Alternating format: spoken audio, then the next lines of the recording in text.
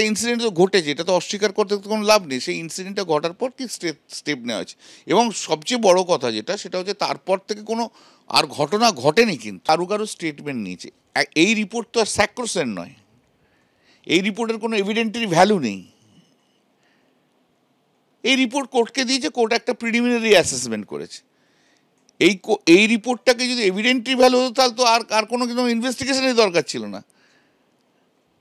এই রিপোর্টের তো অবজেকশন আমাদের দেওয়ার সুযোগ আছে, কিন্তু court is also satisfied with the performance of the state administration. ঘটনা ঘটেছে সেটা তো কেউ অস্বীকার করছে না। তো পুলিশের ভূমিকাও এইখানে রিপোর্টে বিফোর দি ইনসিডেন্ট, মানে ইনসিডেন্টটা ঘটার আগে, নট দি ইনসিডেন্ট ঘটার পরে, দুটোর মধ্যে তফাৎ আছে। কিন্তু আনঅর্গানাইজড ক্রাইম হয়ে গেলে তখন কিন্তু প্রবলেম হয়ে যায়। যা তা ওরা করতে চেয়েছিল কিছুই করতে পারেনি। এনআইএ চেয়েছিল ভাই, পাইনি, ঠিক আছে। তারপর 355 ইনভোক করতে চেয়েছিল, পাইনি। মালদা মুর্শিদাবাদ নিয়ে নিশ্চয়ই কিছু একটা প্ল্যানিং চলছে, এবং সেই প্ল্যানিংটা ভালো করে দেখা উচিত। রাজ্য প্রশাসন নির্বিকার।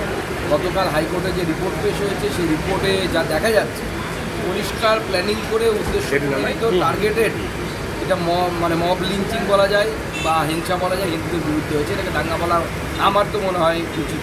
যারা জঙ্গিদের হামলা রুখতে পারে না, যারা একটা জঙ্গিকে তারপর ধরে আনতে পারে না, তো সেখানেও তো তৃণমূল দায়িত্বশীল বিরোধী দলের ভূমিকা পালন করেছে। কেন্দ্রের দল যে সমস্ত দেশে যাচ্ছে, আমাদের সর্বভারতীয় সাধারণ সম্পাদক, এই সময় বিজেপির এই ভেদাভেদমূলক প্ররোচনা সংকীর্ণ রাজনীতি, এটা অত্যন্ত আপত্তিকর। एक बात बहुत स्पष्ट हो गई है कि हिंसा का प्रकार चाहे कोई भी हो, राजनीति का प्रकार चाहे कोई भी हो, वार सिर्फ और सिर्फ हिंदू समुदाय के ऊपर है। अगर पहलगांव में चुन चुन कर हिंदुओं को मारा गया, तो मुर्शिदाबाद में चुन चुन कर हिंदुओं के घर, मकान और लोगों को मारने का प्रयास किया गया।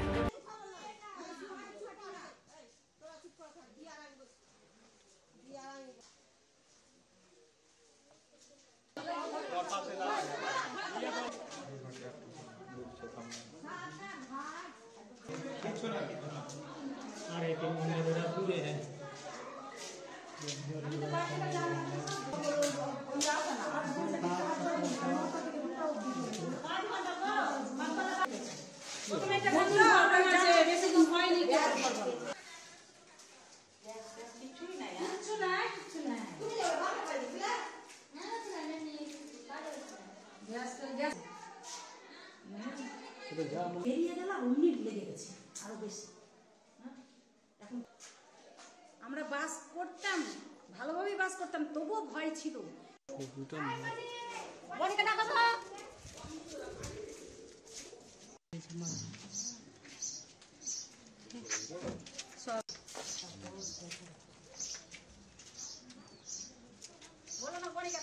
দেখাবো কি করে, সে আমাদের যেতে হবে ঝাড়খণ্ড, সেখানে তো নেট চলছে না মুর্শিদাবাদ, ঝাড়খণ্ডে গিয়ে ফাঁকুর পেরিয়ে ওইখানে